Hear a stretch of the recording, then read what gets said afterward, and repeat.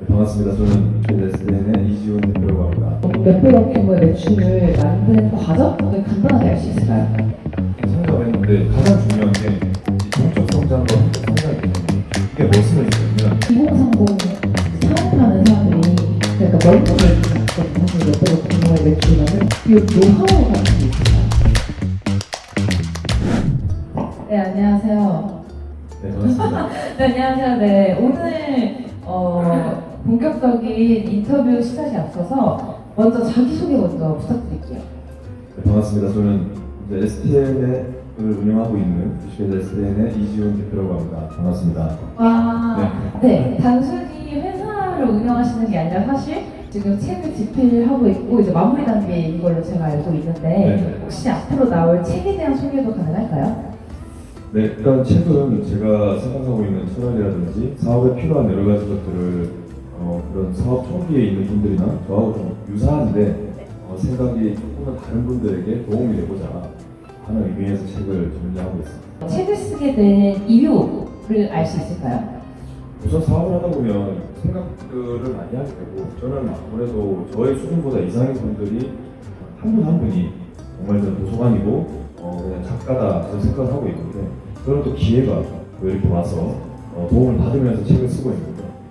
사업적 어떤 그런 비즈니스 어떤 시장에서의 좀 그 긍정적인 영향을 줄 수 있지 않을까 하는 생각이 제일 첫 번째였고요. 두 번째는 아무래도 제 생각의 정리의 의미가 좀 컸습니다. 제 생각이 그 문장에 의해 정리가 되면 이게 또 저의 생각을 반영하는 하나의 결과물이 될 수 있기 때문에 그런 의미에서 책을 썼고요. 물론 또 힘든 것도 상당히 많았습니다. 제일 힘든 게 시간이 없어요. 아무래도 늦은 시간까지 일을 하거나 사람을 만나고 와서 이 글을 정리하고 있으려면 네. 사실 이게 몰입이 잘 안 되는 게 제일 힘들죠. 책을 쓰기 전에 무서웠던 점이나 아니면 책을 쓰기 전에 달라진 생각이 있었는지. 금방 말씀드린 대로 무서운 건 없었고요. 사람들에게 의견을 주고 그 제 생각을 전달할 수 있는 가장 좋은 영감처럼 쓰고 싶었어요. 그거에서는 저는 무서운 건 없었고 제일 좋아진 건 달라진 거는 생각이 정리가 되죠. 문장으로 정리가 되다 보니까 그냥 이렇게 저렇게 직원들한테 이야기했던 것도 또는 외부의 다른 사람들에게 이야기했던 것도 용어로 정리가 되는 거죠. 사실 제가 듣기로는 이제 매출액이 계속 높아지고 있잖아요. 네네. 그렇게 좀 몇백억 규모의 매출을 만드는 과정을 간단하게 알 수 있을까요? 성장을 했는데 가장 중요한 게 이 종적 성장과 횡적 성장 개념이에요. 이게 무슨 의미냐면 아무래도 시장이 작으면 근데 그런 경우에는 빠르게 이제 횡적인 이동을 해야 돼요. 숫자 자체를 키우는 매출의 역할도 필요하고요. 그리고 하나하나의 어떤 성장을 유도할 수 있는 종적 성장도 되게 중요해요. 동이라는 건 결국 사업의 깊이를 더 깊게 만드는 거고 저는 그 두 가지를 집중하면서 이제 전체 조합 매출을 이렇게 끌어올린 것 같습니다. 2030 사업하는 사람들이 그러니까 넓은 얘기 같거든요. 사실 몇백억 규모의 매출 만든다는 게 근데 저도 대표님처럼 몇백억 매출을 만들고 싶습니다 라고 말하면 이 노하우 같은 게 있을까요? 결국 어떤 부분에 있어서는 좀 타고나는 부분도 있는 것 같아요. 그 사람의 성격인 거죠. 자기의 성격을 아는 게 제일 중요하고 자기의 성격이 성장이니까 매출을 키워나가고 생각 좋은 성장을 다 만들어낼 수 있는 사람이라면 그런 자기의 능력에 투자를 하고 여러 가지 그 수준에 맞는 대표들이나 이런 분들을 만나요. 또 다양한 사업이나 이런 컨설팅 아니면 이제 투자를 하시고 있다고 들었던 사례랑 실패했던 사례들을 좀 공유하면서 나도 스타트업에 투자하고 싶다라는 사람들한테 조언까지 좀 가능할까요? 네네. 저는 제가 직접 그냥 회사를 하나씩 만들기도 했고 인수하기도 했고 했는데 결국에는 이제 제가 다 못하죠. 그러니까 사람이 제일 중요하고 투자를 할 때도 또 직원을 뽑을 때도 연애 또는 결혼과 좀 비슷하다고 생각하고 우리 젊은 친구들이 조금 스텝 바이 스텝으로 할 수 있어야 된다 생각하고 그런 사업의 어떤 좀 안정성을 최고 생각하는 그런 대표들한테 투자를 많이 합니다. 그리고 결국에 안 됐던 경우는 지금 얘기했던 대로 너무 빠른 성장을 통해서 잘 되는 것처럼 보이나 결국엔 안 되는 경우가 많았기 때문에 저는 스타트업 투자는 3천 이상은 안 된다고 생각합니다. 네, 그러면은 이 실질적 예시라고 할 수 있는 일을 베트남 커머스의 태니아 대표님과 함께 시작하도록 하겠습니다. 그럼 5분 정도 쉬고 시작하겠습니다. 안녕. 네, 저희 이제 파트 2인데 먼저 자기소개 좀 부탁드립니다. 네, 저는 베트남에서 커머스 플랫폼 만들고 있는 케이아드 허경석이라고 합니다. 먼저 그런 경영에 대한 이야기에 앞서서 공간 건축 공학과를 나오셔서 공간 디자인을 공부하셨는데 사실 저도 이 공간을 제가 공간 디자인을 배워본 적은 없지만 이런 공간 디자인에 대한 니즈가 제가 많아진다고 생각하는 건 많은 사람들이 자기만의 공간을 가지고 싶은 니즈가 최근에 되게 많아진 것 같더라고요. 그래서 이거는 이제 이준 대표님의 경험을 살려서 처음 나만의 공간 혹은 공간 디자인을 하고 싶은 사람이 있다면 그런 꿀팁 같은 거를 좀 알 수 있을까요? 좀 사례를 많이 찾는 게 제일 중요할 거예요. 그거 있죠. 뭐 옛날에 우리 동네 뭐 밀리오레스 이러다 보니까 밀리오레 가면은 이거 사고 그러면 안 된다. 요대로 사야 된다. 저 그걸 그대로 사서 항상 입었어요.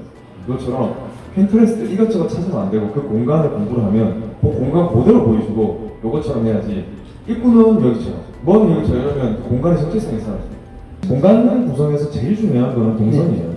그래서 이제 퍼블릭 스페이스, 네. 프라이빗 스페이스에서 두 가지가 제일 중요해요. 그래서 개인의 공간 그리고 열린 공간. 그래서 어떻게 보면 폐쇄적 공간이 있고 네. 동선을 기반으로 가구 배치를 하거든요. 제일 중요한 게 이 동선이다. 오, 되게 꿀팁이 특수 조명을 선택하게 된 이유랑 또 어떻게 보면 지금 상장 준비를 하고 있다고 들었는데 그 과정, 지금 진행되고 있는 과정을 좀 알 수 있을까요? 일단 먼저 제가 상장을 먼저 얘기를 하면 먹고 찍고 같아요. 이거는 좀 오해 소지가 있을 것 같아서 네. 공식적으로 얘기하기 더 어려운 게 아직은 이게 단계다 보니까 그쵸? 특수 조명을 선택했던 건 아까 말씀 주신 대로 타이밍이었어요. 니치 마켓이라고 하죠. 결국에는 블루 오션이 아닌 레드 오션 중에 레드 오션이 조명. 경쟁이 너무 치열해지고 있을 때 특화 조명이라는 게 뿅하고 튀어나왔어요. 상장은 사실 이 조명 시장을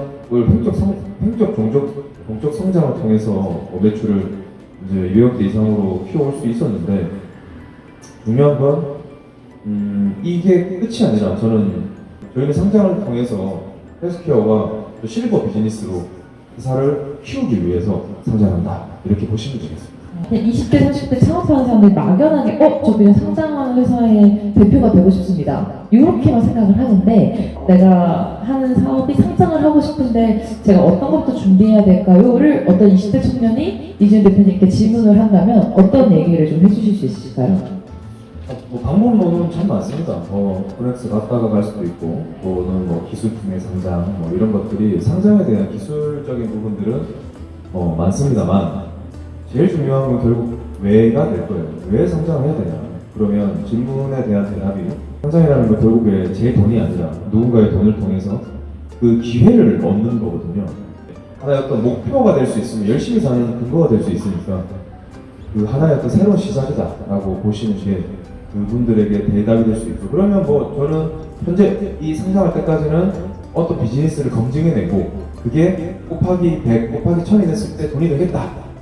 정말 잘 되겠다 이랬을 때 상장을 받는 게 사실 맞는 거죠. 이제 이준 대표님 책이 거의 마무리가 되고 있고 이제 그 목차에 보면은 파트 2의 대부분의 내용이 사실 회사 경영, 뭐 인사 관리 팁, 재무 관리, 뭐 상품 정의, 고객 확립, 마케팅 이런 키워드들을 목차를 이제 짜셨거든요. 그래서 각자 어떤 얘기를 하고 싶으신지 두 분께 궁금합니다. 방법론이라는 개념에서 볼 때 뭐 멘탈적인 게 있고 방법론 이게 크게 두 가지예요. 대표는 멘탈도 너무 중요하고 그 마인드도 중요하고 기술도 중요합니다. 두 번째 제일 중요하게 생각하는 거는 성공을 제일 경계해야 돼요. 인풋했을 때 성공이 나온다. 근데 실패가 되면 실망이라는 결론이 나오죠. 이게 아니라 이거 돌렸을 때 실패가 일반적으로 돼요. 그러면 이게 계속 돌다 보면 하면서 톡 튀어나오는 게 성공이에요. 왜 됐지? 왜 돈을 벌었지? 세상에 돈은 거짓말 안 하거든요. 돈을 벌었다는 거는 뭔가 있어요. 나 정말 이제 잘 되는 거야. 잡 뽑고 돈 쓰고 뭐 속된 말로 술도 마시러 다니고 그러면서 회사가 기울게 됩니다. 근데 그때 경계해야 된다는 게 집중해서 성공 요소를 뽑아야 돼요. 이런 불안감을 가지고 집중해야 되는 게 마인드에서 가장 중요하고요. 기술에서 중요한 거는 소위 얘기해서 오른손에는 운영의 칼, 왼쪽에는 발전의 칼이 있습니다. 그게 뭐냐? 오른손에는 인사, 재무, 기획 이 세 가지가 가장 중요해요. 그리고 왼손에는 상품, 고객, 마케팅을 쥐고 대표는 꽉 쥐고 있어요. 그 두 개를 연결하는 게 바로 마케팅 전략이죠. 이게 대표가 지녀야 될 마인드와 기술이다.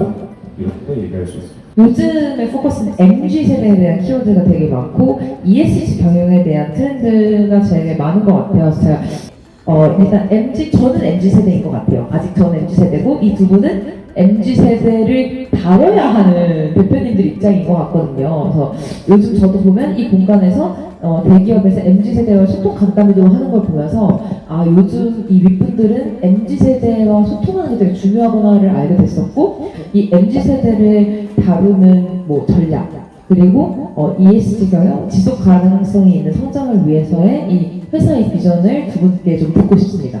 네. MZ 세대는 MZ 세대로 안 한다고 하더라고요. 네. 그래서 일단 영어를 하시니까 네네네. 다룬다라는 단어보다는 네. 어떻게 이제 같이 어우러질까에 네. 대한 개념인 것 같아요. 근데 그만큼 똑똑하다 보니까 그래서 좋은 사람을 만나는 게 제일 중요해요. 사실 가장 좋은 인스피레이션은 회사의 성장과 개인의 성장이 똑같을 때인데 개인의 꿈이 없을 때 회사를 다니다 보면 이거 내가 잘하면 내 인생이 참 행복해지겠는데 내가 정말 이 일의 전문가가 될 수 있겠다라는 걸 좀 찾아주면 양쪽이 좋아요. 그냥 월급을 안 받더라도 배우려고 하는 그런 친구들과 저희는 그렇다는 게 아니지만 그런 사람들과 또 반대로 사회에 그런 기회를 많이 주는 대표들이 잘하게 이렇게 조합되어 있는 세상이 되어야 경험을 쌓을 수 있는데 직원들에게 돈을 주면서 교육해야 돼요. 내가 가르치는데 말이야, 너는 70%만 줄 거야 이러지 말고 좀 그래 내가 사회적으로 기부한다 생각하고 돈도 줘보고 그러다가 10명 투자하면 1명 건지는 거예요. 정말 훌륭한 친구 만나면 그 친구들이 돈 다 법니다. 나머지 분들도 우리 회사 경험 쌓고 나가면 또 되는 거고 그런 기회를 열어줘야 되는 거예요. 대표는 그런 얘기로 마무리하죠. 그러면 지속 가능성이 있는 경영 자체가 어쨌든 이런 인재를 키우는 거에 대한 포커스가 있다는 네, 거죠? 근데 지속 성장성의 개념은 뭐냐면 아이템에 대한 것도 있어요. 그러니까 아이템이 너무 단발적으로 끝날 거에 우리의 소중한 시간을 쓰지 말라 이런 거죠. 그 시장이 크고 성장하는 데 가야 되는데 근데 그게 또 쉽지 않다. 직원들이 실수를 하더라도 그게 돈이 많이 나가더라도 기회를 주고 그게 하나의 교육이라 생각하면서 가는 이게 지속성이거든요. 그 기회, 그 실패를 곧 교육 비용으로 치환해야 돼요. 이게 지속 성장 가능한 시스템이에요. 이 촬영을 마치기에 앞서서 앞으로의 우리 회사의 비전 혹은 오늘 촬영했을 때 소감 한마디만 듣고 마무리를 해보도록 하겠습니다. SK는 이 수주를 주로 하긴 하는데 수주를 하되 이걸 이제 어쨌든 어느 정도 니치 마켓에서는 1등을 하고 있습니다. 그래서 1등으로서 그런 오블리스 오블리즈의 개념에서 보면 많이 베풀어야 되고 베푼다는 게 결국에는 돈에 집중하기보다 많은 콘텐츠와 그리고 아까 얘기했던 고형, 조명, 기업 이런 것들 잘 활용해서 대한민국을 아름답게 만들어야 될 책임과 권한이 있다고 생각합니다. 거기가 저희의 비전의 ESG 우선 오늘 구체적으로 말씀드릴 수 있는 비전은 대한민국을 아름답게 만들자 정도가 되겠고요. 좋은 자리 마련해 주셔서 감사드리고 제가 책에 나오게 되면 또 이런 자리가 있겠지만 그때도 이런 좋은 기회를 통해서 또 인사드릴 수 있으면 좋을 것 같습니다. 네, 그럼 이걸로 촬영을 마무리하도록 하겠습니다. 안녕. 감사합니다. 네, 감사합니다.